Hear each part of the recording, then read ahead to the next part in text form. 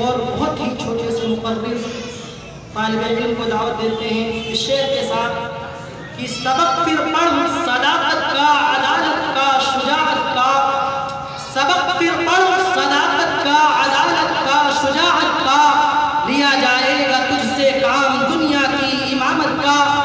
میری مراد محمد سلیم۔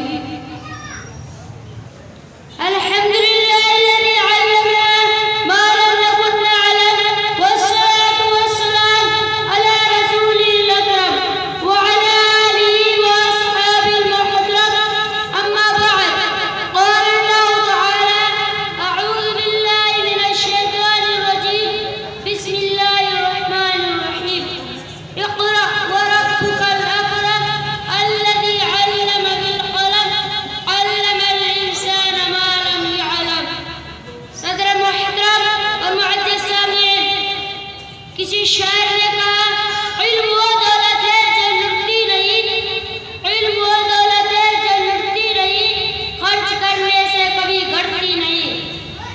محترم بزرگوں، روشنی کسے پسند نہیں، شب تاریک میں مہتاب، اندھیرے کمرے میں قمقمے کسے اچھے نہیں لگتے۔ ٹھیک یہی بات علم پر صادق آتی ہے۔ وہ کون سی چیز تھی جس نے آدم علیہ السلام کو فرشتوں سے افضل بنا دیا؟ وہ کون سی طاقت ہے جو انسان کو اشرف المخلوقات بنائے ہوئے ہے؟ وہ علم ہے۔ بھائیو اور دوستو، ہم مسلمان ہیں، اللہ اور اس کے رسول اللہ صلی اللہ علیہ وسلم پر ایمان رکھتے ہیں۔ واقعہ یہ ہے اگر ہم علم نہیں رکھتے تو ہم مسلمان ہو نہیں سکتے۔ مسلمان اور جاہل ہیں، مسلمان ان پڑھو۔ اللہ کی کتاب میں علم کی عظمت جگہ جگہ بیان کی گئی ہے۔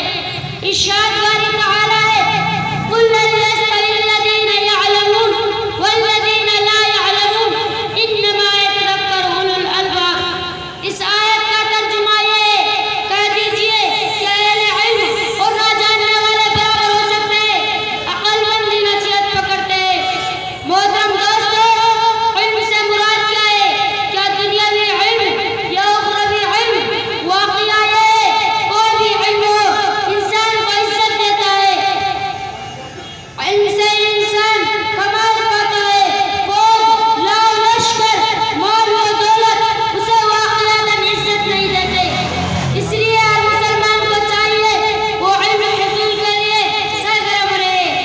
اور آپ دنیاوی علم حاصل کریں گے تو دنیا میں کامیاب رہتے ہیں، اگر آپ دینی علم حاصل کریں گے تو آخرت میں آپ کے قدم چومے گی۔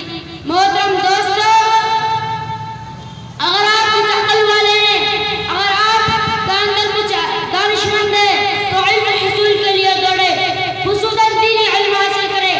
چاہے آپ کو کتنی تکلیف اٹھانی پڑے، مسائل جھیلے، تکلیف اٹھائے، راتوں کو نیند خراب کرے، دیگر زحمتیں برداشت کرے، پھر بھی علم حصول سے نہ بھاگے۔